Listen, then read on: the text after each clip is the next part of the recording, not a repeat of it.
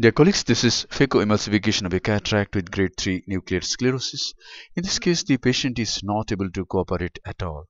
The patient cannot tolerate the bright light of the microscope, and in spite of repeated instructions, the patient cannot look at the light. In such cases, what I do is I assure the patient that you will be able to do it after few minutes, after 2 minutes. The surface is not anesthetized well, and after 2 minutes it will be well anesthetized and you will be able to look at the light. By this time the capsule has been stained with trypan blue dye, and now I'm going to do another side port on the left side of the main incision. The main incision and a side port on the right side has already been made, and now all the incisions are made. And now I'm going to do capsulorhexis. I usually use this bent needle and raise a flap which is very easy to hold. And now I use the Utata forceps, hold this flap, go anti-clockwise. I try to remain at a certain distance from the margin of the dilated pupil, and thus I get a fairly acceptable rhexis. I don't use any rhexis marker. And now hydrodissection is to be done. BSS has been taken in a syringe, and a 27 gauge cannula is being used to do hydrodissection. Here it is. I go just underneath the anterior capsular rim near the equator and inject little bit of fluid, depress the nucleus and hydrate at another point, and see the nucleus is rotating. Initially, the beginners must do nice hydro and the nucleus should rotate. A senior person can manage even if the nucleus doesn't rotate. But beginners must do proper hydrodissection, nice hydrodissection, and depress the nucleus and rotate the nucleus. Now see, direct chop.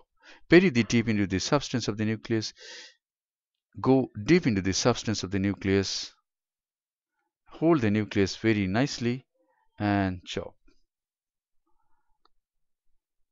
If you do like this, you can save a lot of time.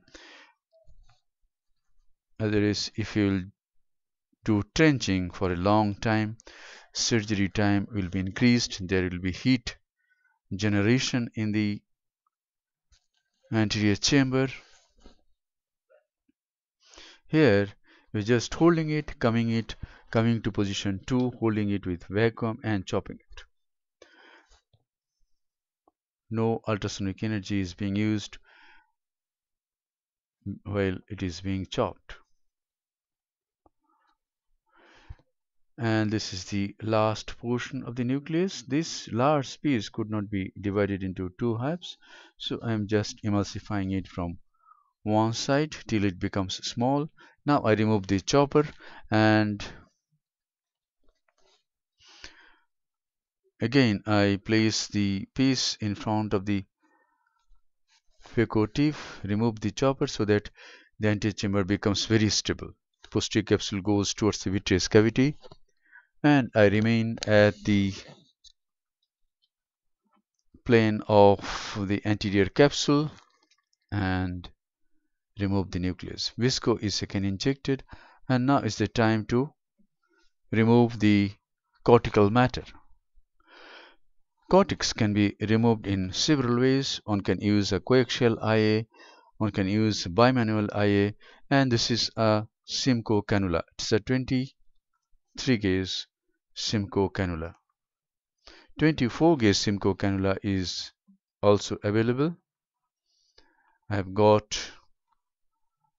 a couple of them in this conference. So cortical cleanup is being done. Cortical cleanup should be done nicely, and while doing cortical cleanup we must take care we should not cause any PC rent. We can see some fibrous plaque which is not central, which is towards the main incision, towards 12 o'clock, eccentric position, not right at the center. Now viscoelastic substance has been injected. Now is the time to implant an intraocular lens. This is an intraocular lens from IO Care. This is a creole. This is a aspheric single piece intraocular lens, hydrophobic material. Yes, both the haptics are placed in the capsular bag. Lens is dialed a bit so that it takes nice position. And now, since there is viscoelastic substance, I'm going to take a lot of time to remove the viscoelastic substance. This is first stage, flushing with Simcoe cannula. After flushing for some time, I aspirate for some time. Flushing means irrigation is there, and flushing through the aspirating port, and the viscoelastic substance comes out through the main incision. Now this is stage 2. This is the irrigating probe of bimanual eye. I am just doing irrigation, irrigating the angle, irrigating the entry chamber.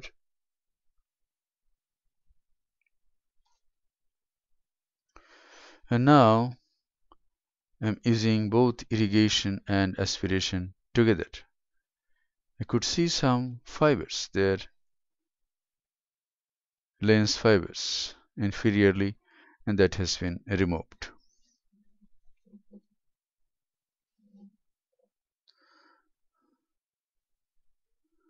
This is a bit of moxifloxacin.